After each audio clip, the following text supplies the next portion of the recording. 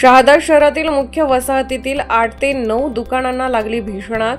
9 ते 10 दुकाने आगीमुळे जळून राख झाली आहेत। अग्निशमन दल, आरोग्य विभाग, पोलीस यंत्रणा घटनास्थळी दाखल। आगीचे कारण मात्र अद्याप स्पष्ट नाही। शहादा शहरातील प्रकाशा रोडवरील मुख्य वसाहतीत असलेल्या दुकानांना आज 12 वाजण्याच्या सुमारास भीषण आग लागून 9 ते 10 दुकाने जळून राख झाली आहेत। सुदैवाने कुठलीही जीवितहानी झालेली नसून घटनास्थळी अग्निशमन दल दाखल झालं असून आरोग्य विभाग तसेच पोलीस यंत्रणा दाखल झालेली असून आग नियंत्रणात आणण्यासाठी प्रयत्न सुरू झाले आहेत। यावेळी शहादा नगरपालिकेचे मुख्याधिकारी साजिद पिंजारी, माझा पोलीस स्टेशनचे पोलीस निरीक्षक नितीन देसले, भाजपचे मकरंद पाटील यांनी आग आटोक्यात आणण्यासाठी शर्थीचे प्रयत्न केले। याच सोबत सर्व पोलीस कर्मचारी, आरोग्य यंत्रणा विभाग कर्मचारी, सर्व नगरपालिकेचे कर्मचारी तसेच गावातील सर्व सामाजिक कार्यकर्ते व नागरिकांनी आग आटोक्यात आणण्यासाठी प्रयत्न केले।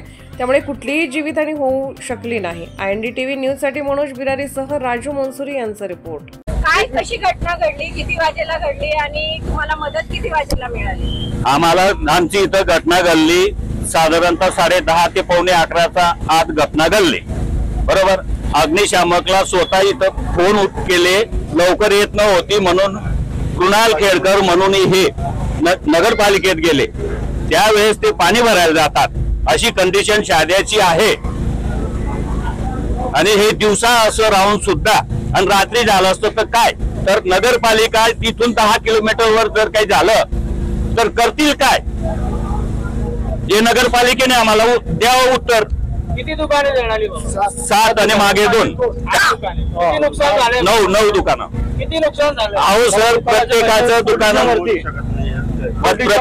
दुकानात तुम्ही नुकसान मोजू शकत नाही काका। मी मेकॅनिकल फोरव्हीलरचा